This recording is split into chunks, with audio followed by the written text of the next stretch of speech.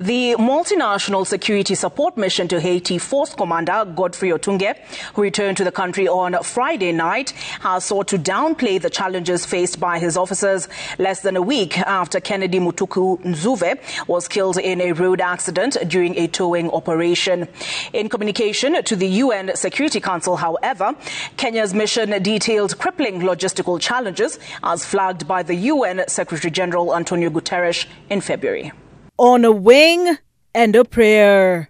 For his family, Otunge's return to Kenya on Friday night was nothing short of triumphant. When the president directed that we go to Haiti, people were so much hesitant that Kenyans are going to die in Haiti. But I can assure you that we are here. You can see me as the force commander.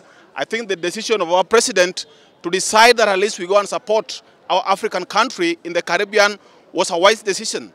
And as of today, we are very much happy and we are proud of what we've done. Men and women who have committed themselves.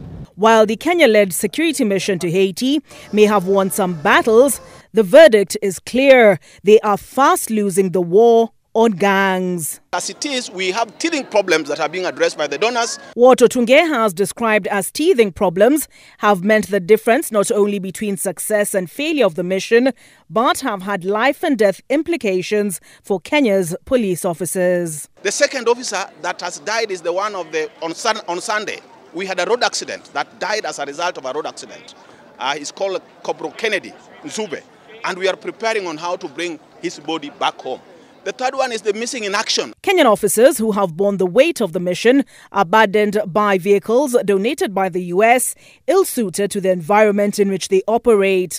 The UN Secretary General Antonio Guterres in February having raised concerns over personnel safety. Corporal Kennedy Mutuku Nzuve died on Sunday in an accident in which 2 civilians and 8 other MSS officers were injured, 3 of them critically, in a recovery operation. The accident, occurring as one Max Pro combat vehicle towed another that suffered mechanical failure. In a note verbal to the UN Security Council in July, Kenya's mission raised safety and logistical concerns, including contractual rigidity that does not allow contracted mechanics to move out of their base camp to repair or give out spare parts to MSS mechanics to recover damaged vehicles.